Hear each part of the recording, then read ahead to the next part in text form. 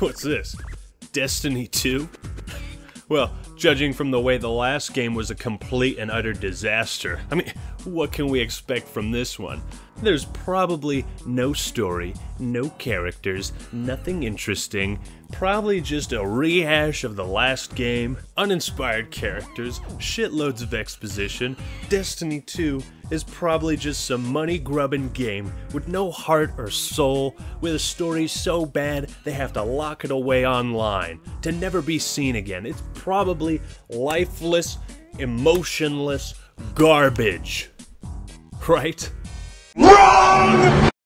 I honestly can't believe I'm saying this. Can't believe I'm making this video. I mean, with Vanilla Destiny having one of the worst stories ever written under such a huge budget, I don't think any of us expected Destiny 2 to be much better. In fact, I'll be reviewing the original Destiny story in depth after this one, so subscribe. Like many others, I just hated the original game, and I was so jaded towards Destiny 2 as it was coming out. In fact, I bought it expecting to tear its story to shreds. To shreds, you say? I was more hyped to take a big steaming dump on this game than I was to actually play it. But things certainly changed, and what I got was something entirely different. Something I'm sure we all hoped Destiny was at its release 4 years ago. However, there are many questions anxious and skeptical gamers are asking about the game. Is it really better than the original? Is the story actually good? Does it even have one? What about the gameplay, characters, and dialogue? Is it all an improvement, or does some of it fall flat on its light? With such massive hype surrounding Bungie's latest game, Let's Play Some Soccer, sign a licensing agreement to sell our soul to Activision, and Captain America our way straight into this.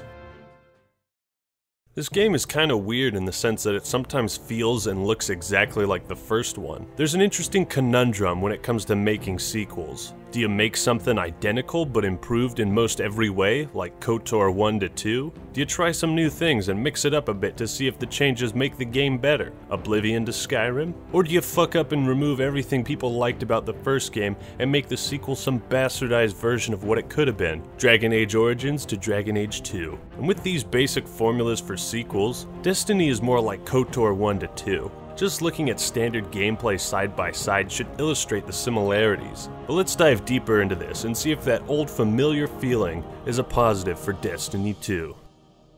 The game is so alike to the original, they legit made no changes to the character customization. And I can't help but think, why though? When sequels come out, you expect it to feel new, fresh, but also akin to the previous game. And with this, like 4 years of work and it's the exact same character customization, I don't understand the laziness here. Hell, even with KOTOR 2 having been made in like 1 year, they still added some new portraits to choose from. It might be a small part of a big game, but it makes Destiny 2 feel like it's just reusing assets from the first game, and we'll get more into that. For some players that loved the original, the familiarity might be a good thing. For people like me who wanted to enjoy the first game but couldn't, the best things about Destiny are here, and what I had hoped it was when it originally launched is how Destiny 2 is now. But for people who got sick of Destiny, you might be shocked to see just how similar it is. I mean, the UI is basically the same, but it's actually been improved as you don't have to go up into orbit every time you want to go somewhere. It's a good UI for the most part. You know, people never give credit to the UI designers, man. Most of the enemies seem to have few to no significant or observable differences. A lot of the enemies are pretty much just the exact same thing. And I mean, yeah, Bungie's older Halo games did this as well, but they always improved it or added some differences.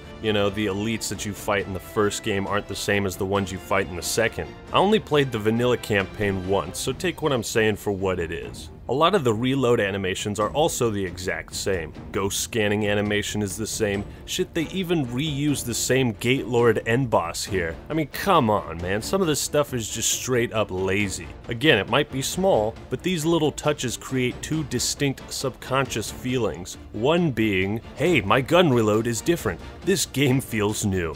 And the other, hey, these animations are the exact same. This game feels the same as the last. And with Destiny 2, I more often got feelings of familiarity and copying than I did with that exciting surge of something new. But don't get me wrong, Destiny 2's similarities with its predecessor make the game better for the most part. It has a lot of new as well as old, and that should make most fans happy. But this really is Destiny 2's biggest issue. It just plays it too safe. You sure you're not one of my hunters? Not really into capes. Clearly. Nice poncho. Yeah, no, you saw and heard that right. That was a legitimate part of Destiny 2's campaign and story. I know it's hard to believe, to wrap your mind around it, but this game actually has one this time. Since the first game's story was so bad it basically became a meme, I bet you're surprised to hear Destiny 2's story actually has some substance this time around. There's something to be said for it. Since this is a sequel, it's important to judge the game on its own, but also in comparison to the original, and in what areas it improves and what areas it doesn't. So let's see what Destiny improves on in terms of story. Don't worry, I'll let you know when there's some spoilers coming. I can't remember the last time a series made such vast improvements from one game to the next. Destiny 1 didn't even have a fucking bad guy. It was just shadows, the darkness, how cliché. But now we got one. Ghaul. The fact that now we have something to fight against, a tangible villain that we can see with our eyes, hear with our ears, a guy who has his own goals and army at his back, makes for a far more engaging and relatable story. The cutscenes here are phenomenal. There's so much going on, it's interesting to watch, and if you compare them to the first game, you can see what a goddamn bore fest it was, where every cutscene was literally just people standing around talking. In fact, the whole game was just one long tangent of exposition, but now characters are like making jokes. A guest. Here I have no tea to serve. These are dire times indeed. They've got personalities, they banter back and forth with each other, there's chemistry. What could have possibly brought Cayde to Nessus? I know the answer. 1. Stop listening in on us. 2. What's the answer?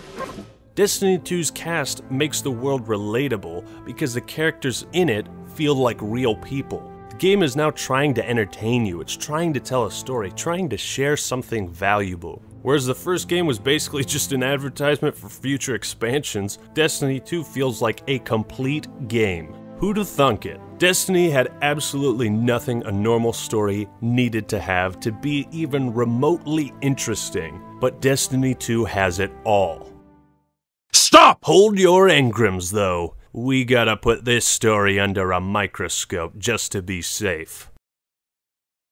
So this first section will be relatively spoiler-free. I'll be covering some things that were in the beta, so if you played that, you'll know what's going on. When I get to spoilers, I'll let you know and give you a timestamp to skip ahead. That, in and of itself, is a spoiler, that there is actually something to be spoiled. The biggest problem we all had, no denying it, was Destiny 1 gave us no fucking reason at all to care about anything. The world, the universe, the characters, who we are, what we were doing, why we were doing it. There was no motivation to our actions in the game. We didn't understand why our character was going all over to these random planets and scanning stuff. There was no tangible goal. What I wanted so badly was just a reason to care, to invest myself in this story, in this universe and world, because it is interesting, it looks interesting. I needed something to keep me motivated, a goal to achieve, a bad guy to fuck up and send to the Shadow Realm. I wanted purpose.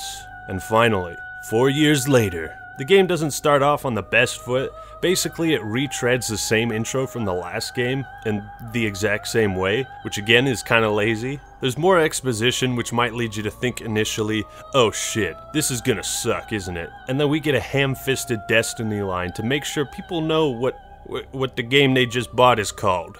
This is your destiny. So after making your character look like a raging homosexual, you're off on your epic journey to spread the word of the LGBT community across the solar system. Now there's one problem that the first game never addressed, and this game doesn't address it either. Namely, what is important about the last city? I mean, why should we care about it? Destiny 2 should have started off by showing what the Guardians do, what makes them heroes, something kinda like what Overwatch did. Give character and meaning to this location so when things happen around it, we care, we have an investment. Maybe show us the Guardians taking care of people, holding up kids or something. You know, kids are good for sentimental value. Then throw us into a conflict where everything we just saw is destroyed before our very eyes, so we know what's at stake. Without spoiling too much, this does change later down the line, but the opening should have established that importance. Hell, the first game should have done that. So people are talking and then they're like, if the satellites are down, that can only mean one thing. Invasion. And oh snap, what's this? Actual conflict? Holy tits! The Tower and Traveler are being attacked, and yes, they show us these huge ships in the background, just like when Reach used battles in the background to nail that feeling of, this is a fucking war, this is a battle zone. And this stuff occurs throughout Destiny's campaign, where it's not just what's happening in the cutscenes or what people are saying over the comms, you actually get to see a lot of things as well that are important to the story. And this battle brings up something that Destiny 2 does really well, and it's quite brilliant. As you're running through this opening level, Ikora, Cade, and Zavala are helping out in roles that fit those of a Titan, Hunter, and Warlock. Keep note of this because it'll be important later on. So you meet the bad guy, lose your light, get kicked in the face, and then Gaul drops the fucking mic. You're not brave. You've merely forgotten the fear of death. Allow me to reacquaint you. Damn, what a badass, dude. It's a pretty good opening that sets the stage with conflict, characters, dialogue, and location. Again, all things the first game didn't do at all. Once you get to the farm, this game's hub area, you'll hear this beautiful piece of music, and I'd like to talk about the soundtrack. This song is like something you'd hear in Animal Crossing, something that just gives you a super warm, bubbly feeling inside. Like, this is all I need to care about the area I'm in. Some good music to keep me grounded, a sense of familiarity, of home. Speaking of the soundtrack, I didn't think it'd be any good without Marty O'Donnell, but holy tits, it's incredible. And that goes to show that Michael Salvatore was not just an assistant to Marty, he's got some serious talent as well. You know a soundtrack is good when you beat the game and then immediately look it up online. There's somber moments when the music slows down, things are quiet, and it makes you think. There are parts where it's got this like creepy techno underbeat that makes you feel on edge but still fucking into it, still in the zone. And then there's those moments. The moments of what it means to be a Guardian, where you get some hyped up, heroic battle theme that makes you feel like a hero. And there are songs that feel heroic but with a more evil side to it. These songs serve to characterize the moment-to-moment gameplay, the cutscenes, characters, locations, and it gives them all a distinct feeling. I'm astonished at how good this soundtrack is. It's almost as good as Bungie's old games, and that's saying quite a lot. But it really doesn't matter how good the soundtrack is if it doesn't complement what's happening on screen. But now it's all coming together. The most essential and missing piece to Destiny's awesomeness was just making you care. I wanted to care about the world, the lore, and everything else that Destiny has to offer. After so many wrongs, it finally gets that right. So now we'll get into story details, but before that I'd like to briefly talk about the sights and sounds of Destiny 2. As expected, the graphics are breathtaking and just beautiful. So much rich detail is packed into every mission, every planet. The scenery is all unique. And the different factions of enemies you fight have their own sort of set pieces or backdrops. The skyboxes are amazing and incredible to look at. The visuals and sounds amplify the gameplay in a way that makes things just look and sound incredible. It's very immersive, and it makes the experience more memorable. Fashion customization is pretty awesome as well. You get these shaders to give your Guardian and weapons a certain look. Alrighty, now we're gonna dive deep into the story, spoilers and everything. So fast forward to the timestamp on screen if you want to experience the whole story for yourself. I'll be giving a non-spoiler summary later on. You have been warned.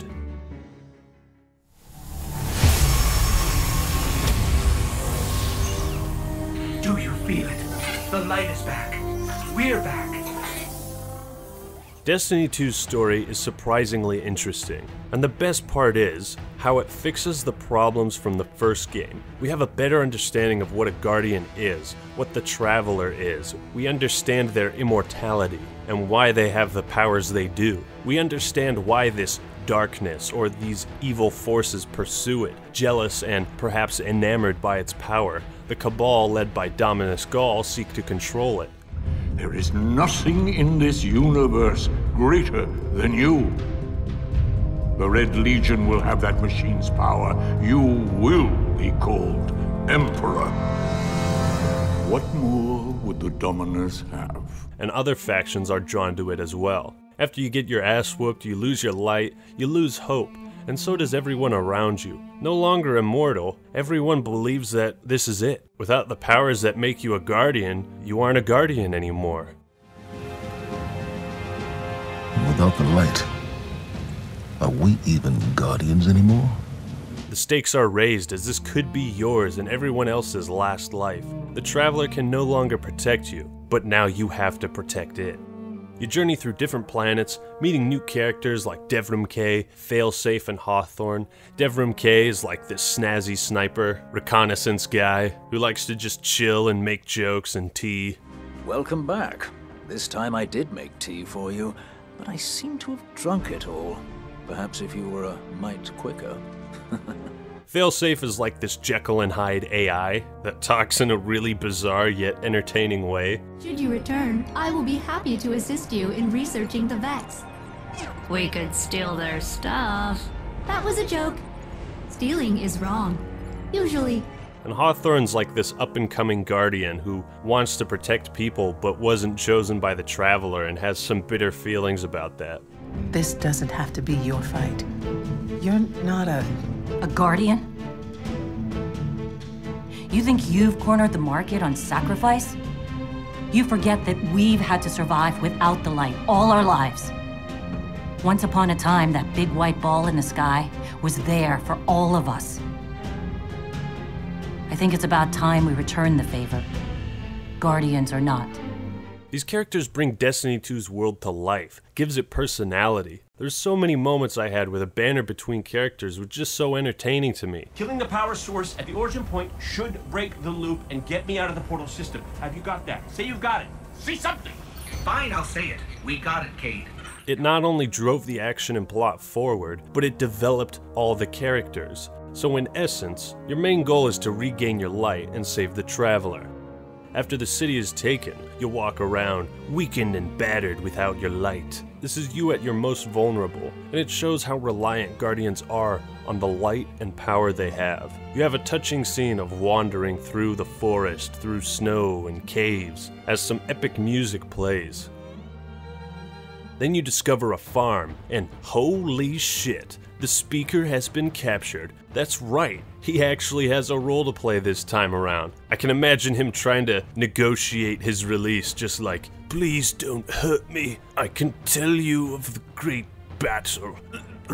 I can tell you of the power of the darkness. As you progress from world to world, you get cutscenes that show what Gall is up to. So as you move to strike against him, he's learning more about the Traveler and the light. And it's a nice contrast. You're tasked with finding and reconnecting Ikora, Cade, and Zavala, eventually mounting up to take back the city, rescue the Traveler, and bring light to the world. There weren't too many problems I had with the dialogue, writing, or story overall, but halfway through, this thing called the Almighty, which is like a sun killer, just pops out of nowhere, and it felt really forced, like they needed to get the second act going and just shoved it in there to create tension. I do wish we got to see and learn more about Dominus Gall. I wish there were more villains or lackeys that were in our face throughout the game. The big thing is we still haven't seen what makes the last city important, and by that I mean we don't see how important it is to the people that live there. You're kinda just expected to care about it at the beginning. So like, in Harry Potter, they had the Wizarding School of Hogwarts, and by the end of the final book or movie, it gets really fucked up in a huge battle. The reason we cared so much about Hogwarts is because the location had so many memorable events. It was the place where the characters bonded, learned new things, made friends, competed in sports, and fought their enemies. Point is, Harry Potter made Hogwarts into a location that the audience really cared about, so when it was thrust into conflict there, we had a huge emotional investment into it. and Destiny 1 and 2 still haven't quite gotten that down for the Last City and the Traveler. As the story goes on, we do get a better sense of the Traveler's importance in the Last City, but this was something both games needed to spend some time establishing. Other than those things, Destiny 2's story is pretty good. The dialogue is surprisingly well written, and the characters are fun and interesting. Each brings something to the table, and the chemistry between them is what gets you hyped up. This time around, for some reason, your Guardian doesn't talk anymore. It's kind of a weird choice, but I guess it works. Back on Ghaul's ship, the Speaker is able to dissuade him from immediately trying to steal the Traveler's light and destroy the city. But the Speaker later reveals that he speaks for the Traveler, and it never spoke to him. So he's killed. Ghaul kills the guy that brought him up and commences his attack. Now, we see a side of the villain that may suggest he's going to reconsider his attack on the Traveler.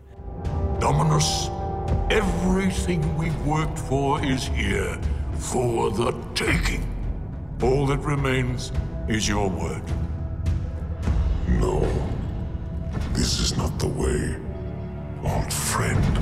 He's got an interesting backstory coming from nothing, being tossed aside, but brought up by this guy who wanted to enact revenge against the Traveler for reasons that aren't particularly explained. He rises the ranks and soon becomes a general or whatever position the Cabal have. But there's a moment where he's really questioning whether or not his methods of attaining the light are really good. He wants to prove himself to the Traveler. He wants to be noticed, Senpai. What makes your guardians worthy of the light? What is the price of such power and immortality?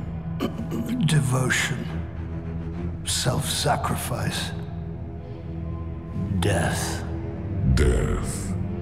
You wonder if he's really a bad guy, or if he's gonna do what's right. But of course he doesn't, and this epic showdown occurs. There's this awesome section where you get real close to the sun. This final section just has some great visuals and moments. Flying up through this thing and seeing all the crazy light going on around it and the music, it was just awesome. Even the side quests are interesting and help to build the world, as well as act as subplots to the main story. In fact, the game actively makes fun of its predecessor and itself. Cade! Someone there? Listen, don't ask me how this happened. I don't have time to explain what I don't have time to understand. I don't even have time to explain why I don't have time to explain. It's nice to see one of the worst lines of dialogue ever written getting made fun of in the sequel to that game. It's nice to see the game isn't trying to be so serious that it can't make jokes throughout, and even at its own expense. Great work. Both confluxes linked. Just keep them away while I read this recipe for converting Ness's soil into a purified royal wine? What are the Cabal doing? One of my favorite parts is this really touching moment near the end where everyone gets fucked up in this big battle and you've got to go through the teleporter to fight Ghaul. It's the final battle, and this happens. We can't make the jump. It's all on you now. Save the Traveler. Go for the Vanguard and the Traveler. Make it matter. This has always been your fight. Go! I feel like we had a moment here. And then you kept standing there, and then the moment went on too long, and now, yeah, it's gone. Now, Cayde 6 is without a doubt the best character in the game, and he brings so much to the table. He is so much of Destiny's story and charm, and you'll be happy every time you see or hear him. If it's a Cabal ship you need, there's a base nearby full of them. But it won't be easy sneaking in. Oh, we're done sneaking. If there's one thing I've learned from Cayde, it's the value of a grand entrance. This is great. Anyone want a hug? Hugs? No? No hugs. Side note, when you unlock the patrols, the description for this quest is hilarious. It's like, Cayde 6, who would totally do this, has other things to do. Basically making fun of how video game characters always give you shit to do when they could realistically do it themselves. So I talked about this earlier. In the beginning and end, Zavala, Ikora, and Cayde are all helping out in ways that fit their class, which cements the role you choose at the start of the game. Cayde is stalking his prey like a hunter, Zavala is up on the front lines fighting and defending like a titan, and Ikora is doing some cool mystical shit like a warlock. You'll feel a slightly deeper connection to the leader of whichever type of guardian you are, so now the multiplayer feels more grounded as well. it has more importance because the world is finally being built up. And Daddy Shaxx is freaking awesome, he takes part in the final battle too. It's these little things that make the game feel connected, like each component is working with the other. One of the big themes is camaraderie, a sort of brothers in arms thing. Teamwork is what Destiny 2's story and gameplay is all about. Another theme is sort of exploring what happens to superheroes when their power is stripped away. What is left of them? It's kind of like what Knights of the Old Republic 2 did in showing the player what happens when a Jedi loses their connection to the Force. How far do they fall? Can they recover? And how reliant do they become on the gifts they've been given? Destiny 2 is also about ordinary people rising to the occasion, and that being a Guardian is not about being chosen by the Traveler, having special powers. Being a Guardian is about being a Guardian. Yeah, it's cheesy, but it's about protecting those that cannot protect themselves. Seriously, mad props to the writing and cinematics team for stepping up their game, making something truly awesome. Spoilers end here. The story for Destiny 2 is definitely entertaining and well worth it. Just playing through at my own pace, doing some of the side missions, public events, took me about 11 to 12 hours to beat it. This game is just such a massive step from the first. It's got everything, and it sure as hell looks to be the story that really launches this franchise into the great beyond. Hey, finally! That's what we've been waiting for! They seem to like it when I make a half-decent game. I may be able to save this act yet. Roll with it, SpongeBob. Roll with it. There's more where that came from, folks. Yeah! You like that? It's what we wanted all along! Gameplay, gameplay, gameplay. The butter, bread, and butter of Destiny 2. Well, as I said, the game is very similar to the previous one, but it's been improved in just about every way. A big issue I had with Destiny 1 was the lack of interesting weapons in the single player. They all felt the same. It was kind of like a cheap knockoff of Borderlands. And it was like the game was forcing you to grind and play multiplayer in order to have a chance at unlocking something. The engram system was notoriously bad because of its RNG. But early in the game, you'll be getting a wide variety of butt-kicking death dispensers. And the loot system is kind of shying away from random engrams, right? I didn't actually see one until I hit level 20. So the loot system has been vastly improved and is much more satisfying. Destiny 2 really nails the gunplay, mixing in RPG elements, small perks to weapons and your character, and understanding what those perks do can really help you out and alter your playstyle.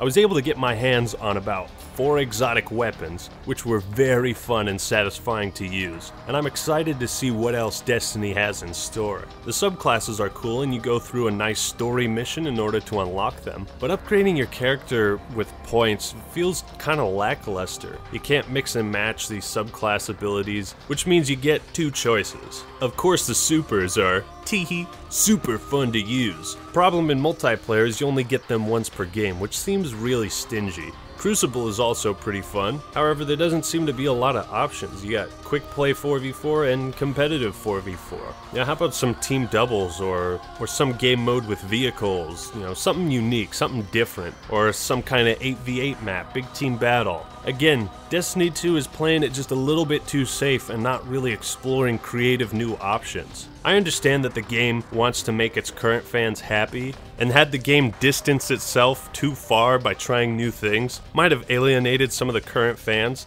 but really, some more game modes, playlists, that sort of thing would go a long ways for the Crucible. In my first couple of games, the wait times were also pretty damn long. We'll see if this problem persists. Also, why do I not see my deaths in this game? Why are kills instead called enemies defeated? Have you ever heard such a bizarre phrasing? And come on man, show me my deaths. I need to know if I'm doing shitty or not. The Crucible is really fun to play with friends, and I'm excited to see what the meta becomes, what weapons are best to use. I feel like that's going to be really exciting to be a part of, as players discover, you know, what works really well, what is an exploit, what's kind of cheap, that sort of thing. There is the whole microtransaction, engram bullshit.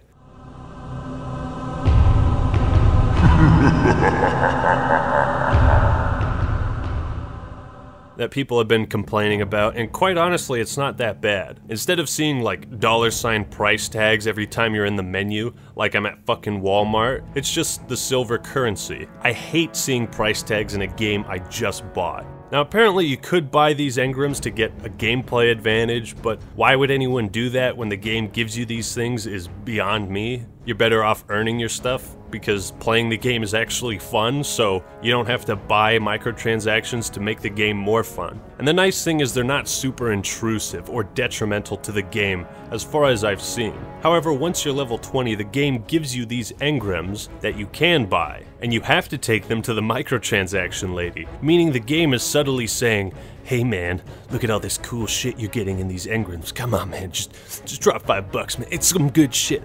I tell you right now, it's some good shit. People have also expressed concerns about the 30 FPS cap compared to PC's 60 FPS. Honestly, the game is fun either way. I didn't even notice or care that it was 30 frames per second. So unless you've got a huge stick up your ass and you're some elitist PC, yes gamer stroking your beard, you probably won't care either, as the frame rate is very consistent. I never saw it drop no matter how many enemies were on the screen. Enemies and bosses are fun to fight with different patterns you gotta figure out in order to beat, making for some really intense moments. One of my favorite parts about Destiny 2 is these public events occur where you can just tackle a submission with a bunch of random people. It makes for a nice pit stop on an epic journey. This one time I had a side quest boss at the same point as a public event, and these two huge bosses were fighting. There was all these enemies and everyone shooting, and it was just this crazy awesome gameplay experience I had. Another problem, yet again fixed, and this is a big one, was Destiny 1's abhorrent and awe-inspiringly terrible mission and level design. Previously, you just scan a thing, hold off 3 waves, and hear Dinklebot tell you some shit about the Ishtar Collective, whatever that is. You go back to your ship disappointed and confused because you have no idea what just happened. But here, the missions are infinitely better. Even the side missions, or as they call them, adventures, are really good fun. In fact, you can scan things that you find throughout the levels. And this is hilarious because how Destiny 1's story was told is now something that is just in the background of the levels. You know, sometimes you'll have to do some tricky platforming and maneuvering. Other times you'll find a pike or some chopper-like vehicle that you'll use to destroy your enemies. This one part you get a tank and you just get to run over everything that's in your path. There is a really incredible variety of gameplay opportunities, and I love taking a bite out of everything. Patrols are pretty simple, kind of busy work quests, not much to say about them, but you can get loot and rewards. The strikes are awesome as well. Getting a squad of 3 people to go balls deep in a specialized mission. This one returns from the beta and it's just so freaking cool. The way the levels descend as you damage the boss, and those huge giant gear drills that sweep across and you gotta dodge them. I hope to see more of this stuff in the future, especially when the raids come. The game does get slightly redundant at times with the classic World of Warcraft style, kill these enemies till trinkets pop out mission design. It'd be a bit too much to expect every single mission to be unique, but for the most part they are. And the seemingly never-ending barrage of enemies can mean you're shooting for minutes on end. So it can be slightly tedious, but these aren't huge issues to me. And there are barely any Horde defense missions, which, is just such a blessing. There does seem to be a pretty decent amount of post-game content as well. As of this moment, I haven't explored it all, but rest assured there is more to the game after you beat it. More strikes and more raids will be coming, and it's all good stuff. Overall, the gameplay is fun as shit. I love just about every moment playing through the single player, public events, side quests. I love the Crucible, strikes, everything. So not only has the story been improved, but the gameplay around that story has also been improved, creating a game that is as fun to play as it is to experience the story.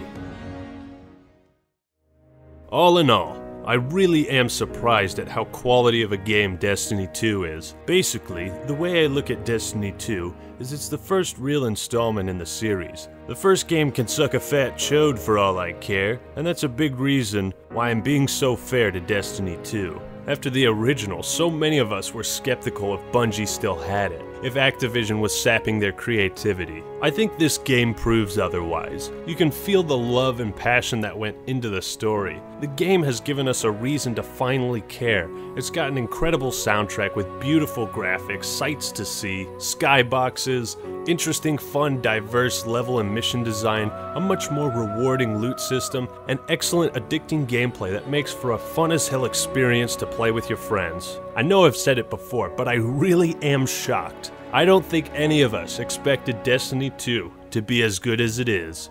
After all their planning, after all the missteps and bad decisions, finally, Bungie has started on the right path towards their destiny. But what do you think of Destiny 2? Do you agree or disagree with what I've said? Hop on down to the comments and let your voice be heard. If you enjoyed the video, then subscribe to The Act Man for more awesome content. And support me on Patreon, blah blah blah blah. Alright everyone, that's all I got for today. This is The Act Man signing out. Peace!